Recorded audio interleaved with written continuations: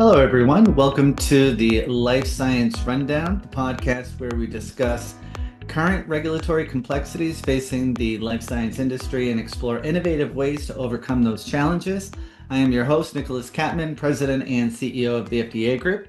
Before we get started, here's a quick word about who we are. The FDA Group is a technology and consulting firm that helps life science companies in the areas of regulatory submissions, audit projects, mock inspections, staff augmentation, and remediation.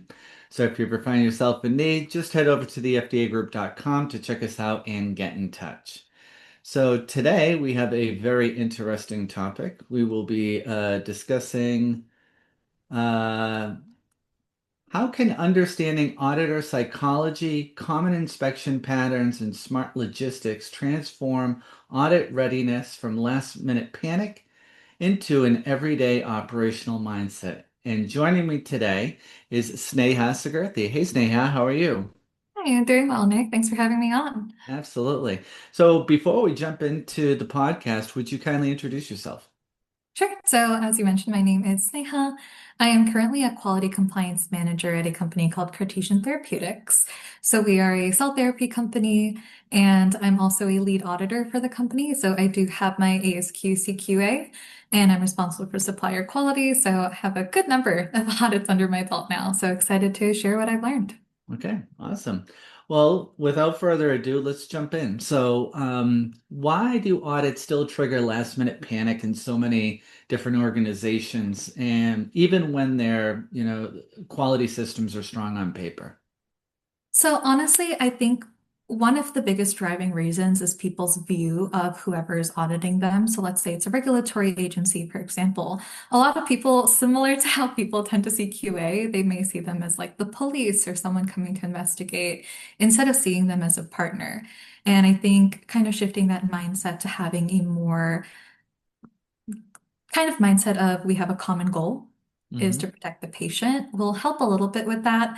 I also tend to think that companies, even though they are in compliance, where they are a little bit more apprehensive is dealing with an auditor in terms of how to actually be in the room in front of one of them and be able to defend what you guys are doing and explain it to an auditor. Mm. Okay. Um, there's also a difference between being compliant and being audit ready, and I know some companies often confuse the two. Could you explain the difference between those terms? Sure. So I always look at compliance or being compliant ready kind of like I have all of my documentation and following my regulations. Being audit ready, a lot of it has to do with logistics. So even if I'm a company and I am fully compliant with whatever regulation I'm under, if the FDA was to show up tomorrow, do I have a plan in place, right? Do I know who's leading a back room? Do I know the logistics of where we're putting this auditor? Do I know a good tour route that I'm taking them on? So I think that's the big difference and being able to defend your compliance strategy as well. So I think you'll agree with me that a lot of the regulations are very vague. They don't Mm. tell you exactly how to do something or be compliant. So I think that's the term of being audit ready for we did it this way, and this is why it's compliant and being able to defend that to an auditor. Excellent. From your experience, how do auditors actually think and prioritize during an inspection, and what do most companies misunderstand about that mindset? Sure. So I definitely think auditors have a reputation where people think that we're looking for something when we're auditing companies. And it's not that we're essentially targeting, we're just looking to make sure that what we're doing is safe at the end of the day. So there's kind of this acronym that I use in the industry called SISPQ. So safety, identity, strength, purity, quality. And that's really what I'm looking for, that everything leads up to your product having all of those attributes. So that's kind of the auditor mindset going into an audit is we want to also be able to trust you but verify. So you can tell me anything you want in an audit, but I need to be able to verify that that's actually happening. So that's kind of the mindset I believe most auditors have. Okay. Let's say we're in the audit now. Mhm. What behaviors or signals from a company immediately increase or decrease an auditor's confidence during the first day of an inspection? There's this trick that people sometimes use. I've seen it across multiple companies where auditors are constantly putting requests in, right? So even on the tour, I'm like, let me see this report or let me see this SOP. And I've seen it where a lot of companies will say, yeah, we'll get that to you. And then they'll kind of never address it again because Mm, of how many requests are coming in from an auditor. They think the auditor will just forget about it or won't come mm, back to it. So that I will say definitely is something that the bat would be a little bit of a red flag to me. sure. Yep. Yeah, that makes Um, sense. yeah. Another one would be, for example, with certain things, again, trust but verify, right? You have to have documentation for everything. So let's say you don't have a pest control program. I come in, I'm like, hey, you guys don't have pest control, but I'll get an answer that's like, but we've never seen a bug. Oh, because you don't have So, pest control. That's why. yeah, exactly. You don't know what's coming inside the building. Yeah. So something like that are definitely red flags that would set an auditor a little bit aback. Okay. Earlier you were talking about kind of the mindset of making it kind of a partnership. So, how could teams reframe that relationship with auditors from an adversarial or defensive standpoint to something that is more strategic and professional without crossing any compliance boundaries? Honestly, I think treating them like your partner. So even when, let's say, I do supplier audits or vendor audits, when I go in, my vendor's my partner. I'm not looking to catch them doing something wrong because if they get caught doing something, I'm not going to get my supplies either, right? So Mm, you want to be able to work together. And I think a good part where that comes out is the responses. So I think also asking, hey, do you have any further recommendations that you saw that we can improve upon? Or when you're addressing these kappas, take it not as kind of a hit, but take it as, okay, I got some observations, but this is a way to improve my system. So hmm. kind of seeing it as more of a helpful tool rather than a kind of attack. Okay. Yep, Yeah. makes sense. Let's talk about some patterns. So, what inspection patterns do you see regulators follow, and irregardless of product type or company size? Sure. So I will tell you how a normal audit flows, right? Is always opening presentation. Opening Mm, presentation alone, I'm going to get questions like what is the QMS that you're going to use? How many employees do you have? The organizational structure. And that's kind of how we get the company summary. And then it's always going to be the tour and then quality systems. So make sure, especially ahead of time, when you know an audit is coming, every auditor is going to ask for your quality systems. They're going to ask for quality manual, your deviation, CAPA, non-conformance. Have those on hand and ready. So I think that can kind of combat those patterns. What I also see auditors use, and this is a few of the tricks I'll use, I'll be honest, is how to ask certain questions to get the mm, most information. So, for example, if I'm auditing you, Nick, I may not ask you, do you have a training SOP or do you have a training OJT? What I might say is like, oh, can you walk me through your training process if I was a new employee? So that's going to make you talk more. Um, mm. yeah, I would say that's one thing too, is to be aware of that and be able to be ready to handle those questions, and kind of help close them a little. So you can even ask for clarity, like what exactly do you want to see? Is there an SOP? Something like that.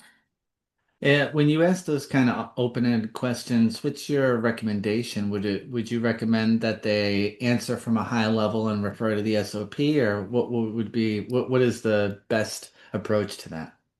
So I would say don't make anything up and don't trust your Right. memory, Mm, right? I would say, hey, let me pull my SOP or let me redirect to an SME.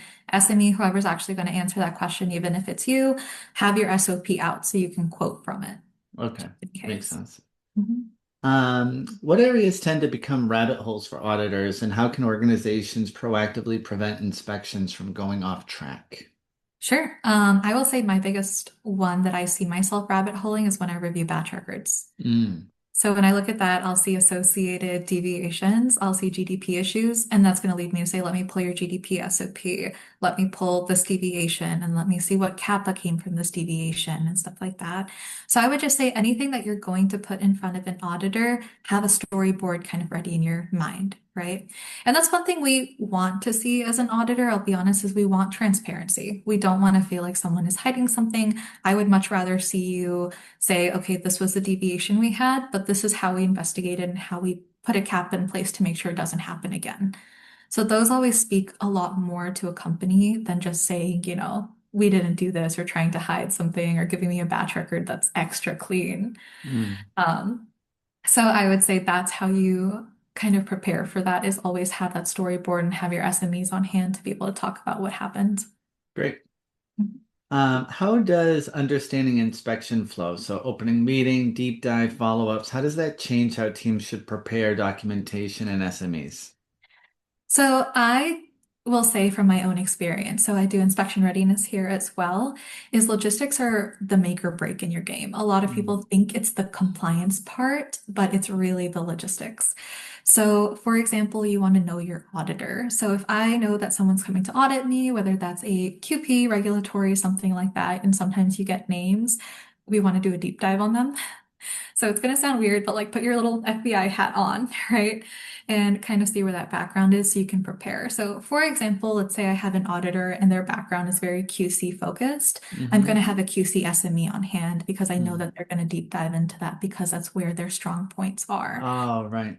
Yep. And I would even throw it in the opening meeting. So, one thing I've noticed is especially when you start getting into international audits, auditors tend to be a lot more scientific.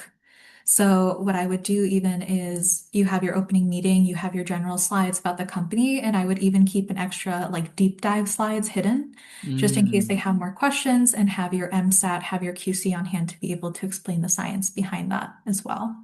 While that's going on, you already know, usually there's a standard audit package that all auditors ask for, and that again is your quality manual. Look at your scope of your audit. So if it's specifically for QC micro, right?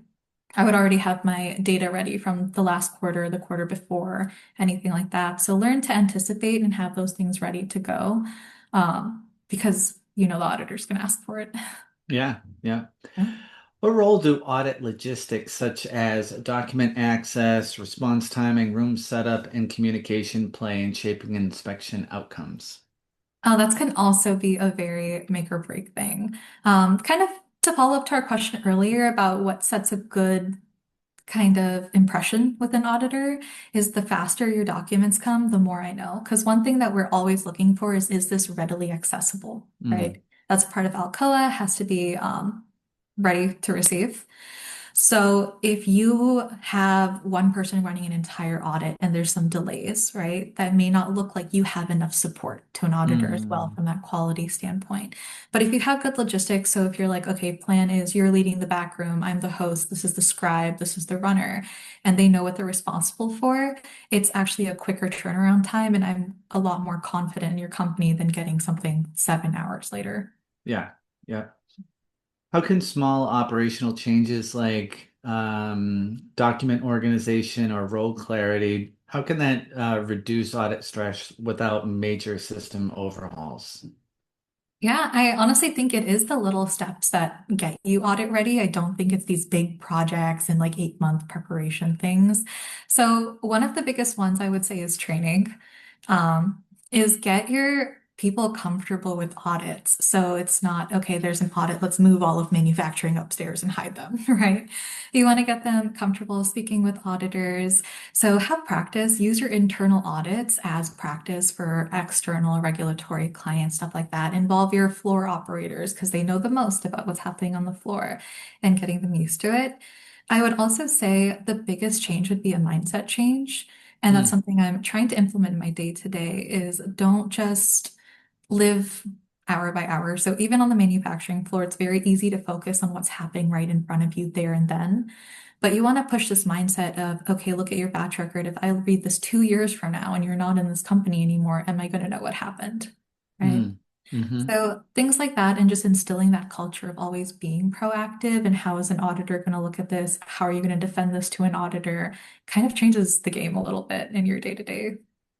Love it. What does an everyday audit readiness mindset, what does that look like in practice? And how does it show up in daily operations? Sure. So I think it's definitely a little bit of what we've said before with always feeling like what I'm doing today, I need to be able to look at 2 years from now Mm, and see if it's going to be able to be defensible. I would also say a big part of that and having it in day to day is just having a plan ready. So again, let's say you train one person to lead the back room and they're out of office that day, what's going to happen, right? So always having people kind of knowing different strengths, cross training in operations today, cross training in logistics today, so that you always are prepared. Yeah, excellent. If a company wanted to move from reactive audit prep to continuous readiness in the next 90 days, what would you say are the first 2 to 3 changes that they need to make? Let's say 2 to 3 changes. One, check your documentation, right? Mm-hmm. If all of your documentation is sitting in a archive room somewhere in the back of the building, is that really going to be accessible, right? So I would do that. I would do a few fire drills as much as I say. So mock audits or just even a fire drill like, hey, get me this document from 2 years ago. I need to look at it and see how fast it comes Mm-hmm. would be number one, I would say. Number two is come up with an audit plan. So let's say always have a contingency if FDA shows up tomorrow or if someone shows up tomorrow. Who's leading back room? Who's front room? What is the front room? What is the war room? Who's doing coaching? Different things like that. So have the logistics ready. And the third thing I would say is again, just that culture change of always thinking ahead and saying, what is this going to look like 2 years from now? Or how would I defend this deviation to an auditor? How am I defending this kappa? Because the thing is, we all have gaps in our companies. There's no perfect company out there at all. We just have to be able to say, here's this gap and what did we do about it when we found it? So, Yep. yeah. Great feedback. So thank you very much for your concise answers. You know, this definitely was a good way to understand, how to address a lot of the issues that we talked about. And, the overall concept of today's podcast is how can understanding auditor psychology, common inspection patterns, and smart logistics transform audit readiness from last minute panic into an everyday operational mindset. So with that said, what is something that you'd like to leave the audience with as we close? Sure. I'd actually love to get into a little bit more of the psychology side. Yeah, please do. So this is something that people are not upfront going to tell you because these are tricks that auditors are trained to use. Mm-hmm. So one I told you about was the very open-ended questions. Another one I'll tell you, psychology based, is people are very uncomfortable with silence. Mm-hmm. So Nick, what I might ask you as an auditor, right, is okay, walk me through your process or tell me something about that. And you might answer me, and I may just sit there silently and look at you Yeah, right. because that's going to make you uncomfortable and going to make you want to fill in the silence a little Mm-hmm. bit. So that's a very good psychology trick we use that I think companies should be aware of, right? And training your people to be comfortable with silence and getting used to that. Just very short, concise yes or no answers, anything like that, or redirecting to your documentation. Mm-hmm. Another one I will tell you about is there are auditors like me who are very friendly, right? You want to be very charismatic, stuff like that. But that's also kind of a ploy to sometimes get people to talk. So yes, be friendly, but don't mean like, oh yeah, let me start ranting about working here or something like that either. So you want to kind of combat that as well and keep your guard up in a healthy way to how you're doing it because there's still a sense of professionalism out there. But you definitely want to be able to know that that's a tactic that is used Mm-hmm. as well. Yeah. One of the things I learned, which I thought was kind of neat, is I had somebody and they go, you're being audited, I'm the auditor. And I say, do you know what this is? And I say, yeah, it's a cell phone. They go, wrong. The correct answer is, yes, I know what it is. Yeah. I Right? like that. That's a good one. I'll steal Yeah. that for training. Well, Sneha, thank you so much for joining. I really appreciate your insight again. For everybody listening, as always, if you find conversations like this valuable, please share it with a colleague or your professional network. Subscribe to get updates of new episodes at thefdagroup.com/podcast and follow the FDA Group on LinkedIn for industry updates and cutting edge insights. If you would like to talk about project or resource needs, just head over to thefdagroup.com to check us out, or feel free to touch base with me personally on LinkedIn. Thank you so much for tuning in, and we will see you all in the next rundown.